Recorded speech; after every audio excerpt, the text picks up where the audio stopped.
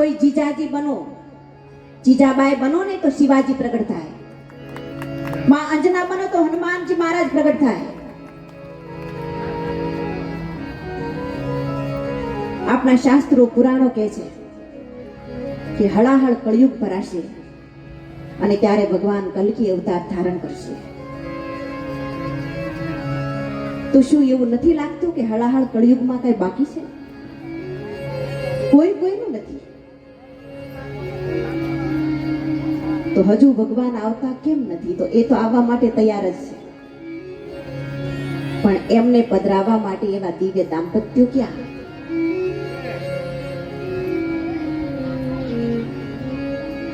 રામને નોતરું દેવા મનો કોઈ એક કૌશલ્યા, રામને નોતરું દેવા મનો કોઈ એક કૌશલ્યા, સીતાને સાધના કરશો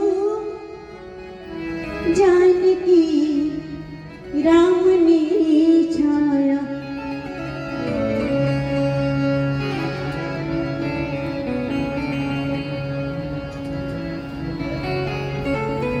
જ્યારે સીતા માતાને બીજી વખત વનવાસ થયો,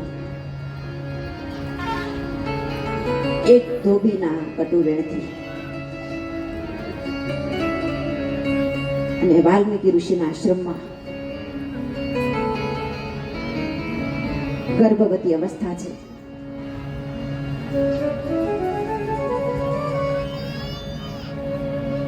એક ઋષિને બાપ બનાવ્યો, ચક્રવર્તી સમ્રાટની પત્નીએ, એક સામ્રાજ્ઞીએ.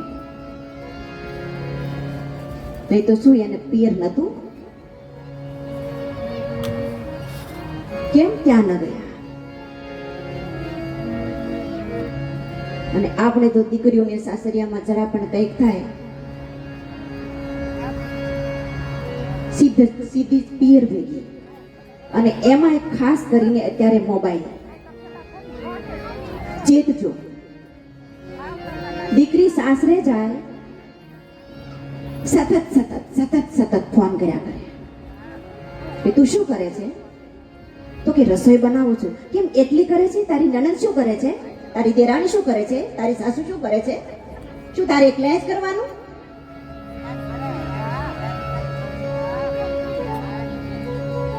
આમ ને આમ સતત એની સાથે સંપર્ક. અને એ દીકરી જે સાસરે ગઈ હોય બરાબર એનું ઘર ચાલવા માં જ નથી દેતી.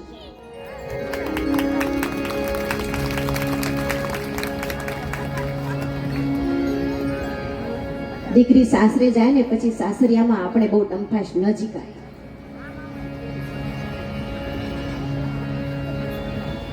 પછી એના નસીબમાં જે મળ્યું હોય તે એને સંસ્કારનો કર્યાવર અપાય. આ ભૌતિક સુખ સગવડ તો પણ સંસ્કાર હશે. એ સીતા મૈયા જ્યારે વનમાં છે, વાલ્મીકી ઋષિ પૂછે છે કે વૈદેહી પુત્રી, તારા પતિએ તને વિના કારણ બીજી વખત વનમાં મૂકી, તો શું તારા પતિ પ્રત્યે તને કોઈ ફરિયાદ નથી બેટા દીકરા? ત્યારે જાનકી મૈયાએ શું જવાબ આપેલો કે પિતાશ્રી,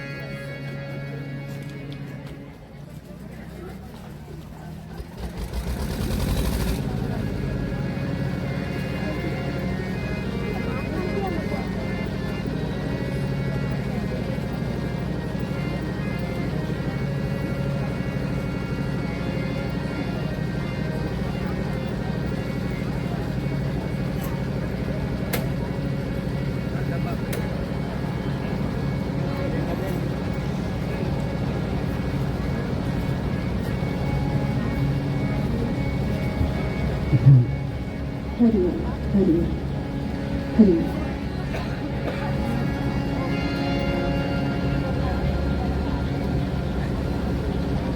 जानकी मैया जवाब દીધેલો કે પિતાશ્રી, હું તો રઘુકુલમાં પુત્ર વધુ તરીકે આવીશ. એ જે ઉચ્ચ કુળ છે અને અમારું રઘુકુળ તો એ કુળ છે કે સત્યને ખાતર વેચાવું પણ પડે. તો મારા પતિદેવે મને વેચી તો નથી ને, એક ઋષિના આશ્રમમાં મૂકી છે. આ જવાબ આપ્યો છે જાનકી મૈયાએ.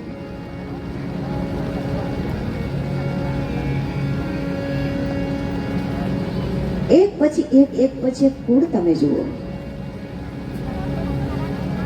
હરચંદ રાજાને આંગણે આંબલો રેલો, આંબલાની શીળી હોજો છાયરા, હો રાજ હરચંદ રાજાની વેળા પૌકડી રેલો. હરચંદ રાજાને વેળા પૌકડી રેલો, મેરુ ડગે તો ભલે ડગે રેલો, મેરુ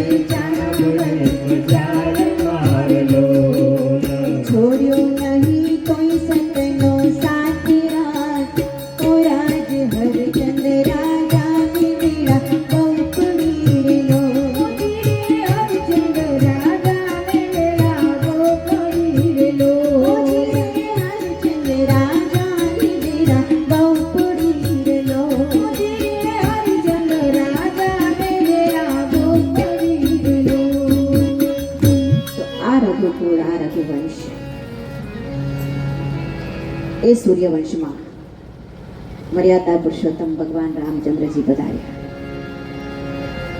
અવધ નરેશને ત્યાં 4 પુત્રોનો જન્મ થયો. આખી અવધ હિલોળે ચડી છે. અરે માનસમાં તો તુલસીજીએ લખ્યું છે, શું લખ્યું છે? કૌતુક દેખી પતંગ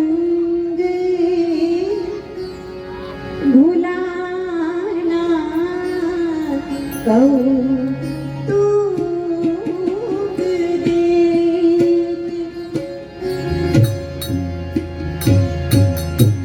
પતંગ ભુલાના એક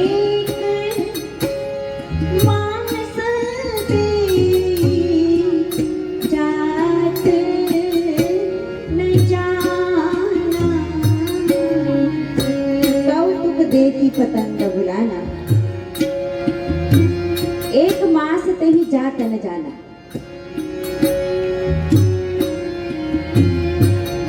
एक મહિના સુધી સૂર્યાસ્ત જ થયો નથી, એમ તુલસીજી માનસમાં કહ્યું. તો શું એક મહિના સુધી સૂર્યાસ્ત ન થાય તો શું થાય? આ વાત તો થોડી પ્રકૃતિ વિરુદ્ધ લાગે આપણને, આવું ના જ બને, પણ બને પણ ખરું. શું કારણ? ભગવાન રામચંદ્રજી સૂર્યવંશમાં પધાર્યા છે, પણ અહીં તુલસીજી કદાચ એવું પણ કહેવા માંગતા હોય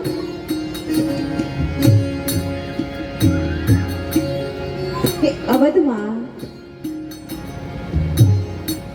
આ 4 ભાઈઓના જન્મ થયા ત્યારથી આખી અવધમાં એટલો બધો આનંદ ઉત્સવ છે કે બધા જ અવધવાસીઓને એક મહિના સુધી આ ઉત્સવ ચાલ્યો છે, પણ કોઈને ખબર જ નથી કે ક્યારે સૂર્યોદય થાય છે કે ક્યારે સૂર્યાસ્ત થાય છે. આટલો આનંદ ઉત્સવ છે. અને સારો સમય તમે જોજો, જલ્દી જતો રહે, આપણને ખબર જ ન પડે. આપણે કે આટલા દિવસ, અરે 4 દિવસ તો કથાના જતા રહ્યા, પણ એમાં કોઈ અઘટિત ઘટના આપણા ઘરમાં બની ગઈ હોય તો એક રાત કાઢવી એ પણ આપણને એક વર્ષ જેવી લાગે. આ બધાને અનુભૂતિ હોય. તો એક મહિના સુધી ઉત્સવ ચાલ્યો, કોઈને ખબર નથી. જાત કર્મ સંસ્કાર થયા. વશિષ્ઠ મહારાજ 4 ભાઈઓના નામકરણ વિધિ કરે છે. રામ, લક્ષ્મણ, ભરત, શત્રુઘ્ન ધીમે ધીમે મોટા થવા લાગ્યા. હવે તો 4 ભાઈઓ મિત્રોની સાથે શેરીઓમાં રમવા જાય છે અને અવધ નરેશના આંગણામાં જ્યારે રમે છે, ખેલતે ચારો ભાઈ રે અંગના में, खेलत चारो भाई रे अंगना में, खेलत चारो भाई, खेलत चारो भाई अंगना में, खेलत चारो भाई अंगना में, खेलत चारो भाई. राम लखन और भरत शत्रुघ्न, राम लखन और भरत शत्रुघ्न, शोभा वर्णवीन जाई रे अंगना में, खेलत चारो भाई रे अंगना में, खेलत चारो भाई अंगना में, खेलत चारो भाई अंगना में, खेलत चारो भाई. ભગવાન રામચંદ્રજી અને ભગવાન કૃષ્ણચંદ્રજી બંને તત્વથી એક છે, પણ રામની લીલા એ બધી જ અનુકરણીય અને કૃષ્ણની લીલા એ બધી જ ચિંતનીય. રામ કરે એમ કરાય અને કૃષ્ણ કહે એમ કરાય. કૃષ્ણ કરે એમ આપણે કરવા જવાય નહીં તો ક્યારેક હાડકા બાંધી જાય. એ કરે એમ ના કરાય આપણે, પણ રામચંદ્રજી કરે એમ કરાય. એ બધી જ લીલા અનુકરણી છે. અને એટલે ભાગવતમાં પહેલા રામચંદ્રજી પધારે છે અને પછી કૃષ્ણચંદ્ર પધારે છે. હજી સમજણા થયા ત્યાંથી જ જ્યારે શેરીઓમાં મિત્રોની સાથે 3 ભાઈઓની સાથે રમે તો એવી રીતે જ રમે કે પોતાના ભાઈઓને જીતાડે, મિત્રોને જીતાડે ને ભગવાન હારી જાય. સવારમાં વહેલા ઉઠે અને ઉઠીને શું કરે છે? દરેક બાળકોએ, વિદ્યાર્થીઓએ આ અનુકરણ કરવા જેવું છે. શું કરે છે રામજી ઉઠીને? માનસમાં કહ્યું છે, પ્રાતઃકાલ ઉઠી કે રઘુનાથા, ઉઠી કે રઘુનાથા, માત પિતા ગુરુ નાવહી માતા. પ્રાતઃકાલ ઉઠી કે રઘુનાથા, ઉઠી કે રઘુનાથા, માત પિતા ગુરુ નાવહી માતા.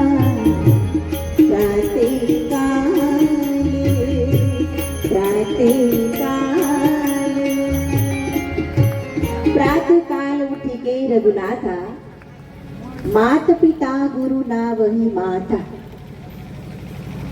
સવારે ભગવાન ઉઠીને માતા પિતા અને ગુરુને વંદન કરે છે. આમાં જે નાના નાના યુવાનો છે અથવા તો નાના બાળકો છે, એમાંથી ઊંચી આંગળી કરીને મને કહે કે સવારે ઉઠીને મા બાપને અને ગુરુદેવને અથવા તો આપણે કોઈ ઈષ્ટદેવ મંદિરમાં પધરાવે ને કેટલા જણા પગે લાગે છે? કરો હાથ ઊંચા. સવારમાં ઉઠીને બહુ ઓછી સંખ્યા. તો કથામાંથી મારે તમારી પાસેથી બીજી કોઈ દક્ષિણા લેવી નથી, પણ એક દક્ષિણા આપો.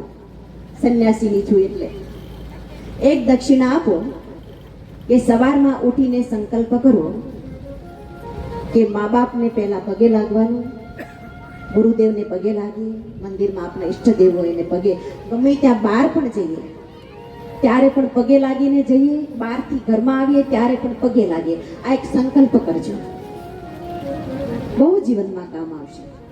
આપણી સનાતની સંસ્કૃતિ છે, આપણે ન ભૂલાવી જોઈએ. ભગવાન રામચંદ્રજી આ કરે છે, દરરોજ ઉઠીને માતા પિતાને વંદન કરે છે, ગુરુદેવને વંદન કરે છે. અત્યારે તો ઉઠતા વહેતા જ મમ્મીને ઓર્ડર કરતું હોય બાળક, પણ બિચારું કરે શું? 2.5 વર્ષનું થાય તો આપણે કેજીમાં મૂકી દઈએ, પછી એનામાં તો એ બધા સંસ્કાર ક્યાંથી આવે? જે સંસ્કાર આપવાનો સમય છે એમાં જ આપણે મૂકી દઈએ છીએ.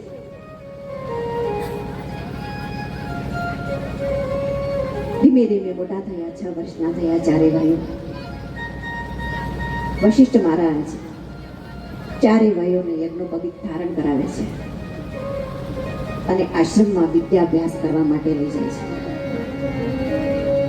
અહીં પણ વિદ્યાર્થી કાળમાં વિદ્યાર્થીમાં જે ગુણ હોય, જે ભણો છો મારી દીકરીઓ અથવા તો નાના નાના બાળકો કે યુવાનો, એ ખાસ સાંભળજો. એમાં 5 ગુણ હોવા જોઈએ. ભગવાન રામજી જ્યારે ભણવા ગયા છે ગુરુદેવના આશ્રમમાં, સુર ચાલુ રાખો. ગુરુ ગ્રહ ગયે, ગુરુ ગ્રહ ગયે, પઢન રઘુરાઈ, પઢન રઘુરાઈ, અલ્પકાલે સબ વિદ્યા પાઈ. ગુરુ ગ્રહ ગયે, પઢન રઘુરાઈ, પઢન રઘુરાઈ, અલ્પકાલ સબ વિદ્યા પાઈ. ગુરુ ગ્રહ ગયું, ગુરુ ગ્રહ ગયું, પઢન રઘુરાઈ, અલ્પકાલ સબ વિદ્યા પાઈ. થોડા જ સમયમાં વિદ્યાભ્યાસ પૂર્ણ કર્યો છે ભગવાન. પણ વિદ્યાર્થી કાળમાં વિદ્યાર્થીમાં કયા 5 ગુણ હોવા જોઈએ, રામચંદ્રજીમાં જે હતા એ માનસમાં લખ્યું છે.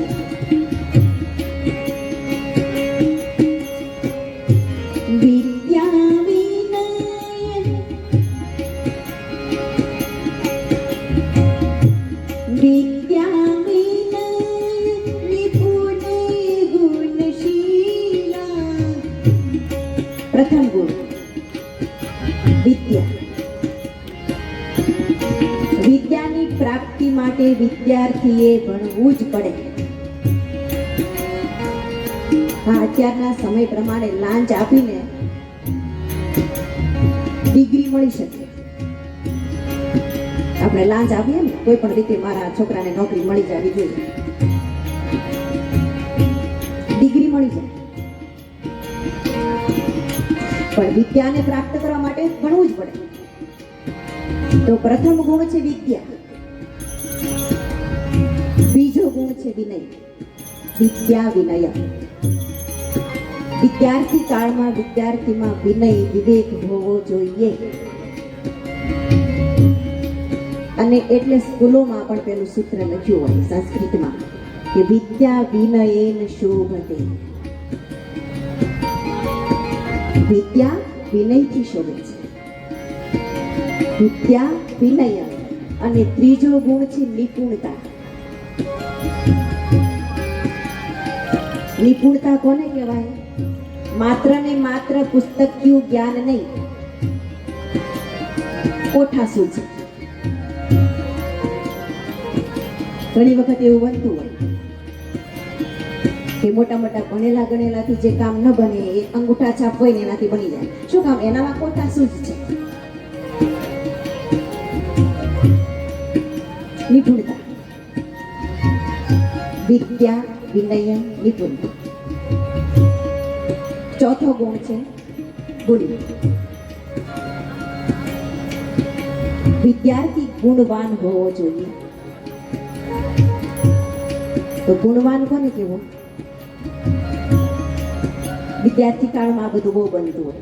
જે વિદ્યાર્થી હોય એનાથી જે ચડિયાતો વિદ્યાર્થી હોય ને, જે વધારે હોશિયાર, એની જે એનાથી નીચા ક્રમના વિદ્યાર્થીઓ છે ને, ઈર્ષ્યા બહુ કરતા હોય કે આ મારાથી આગળ કેમ જાય? અરે પણ તું પણ મહેનત કર ને. એની ઈર્ષ્યા કરવાથી કઈ નહીં બને. તમે પણ ભણો, મહેનત કરો. તો આપણાથી પણ ઉત્તમ વિદ્યાર્થી હોય એને જોઈને બળતરા ન કરાય, પણ રાજી થવાય. આ ગુણ કહેવાય. આને ગુણ કહેવાય. અને પાંચમો ગુણ શીલા. વિદ્યા વિનય નિપુણ ગુણ શીલા. વિદ્યાર્થી શીલવાન હોવો જોઈએ. શીલવાન.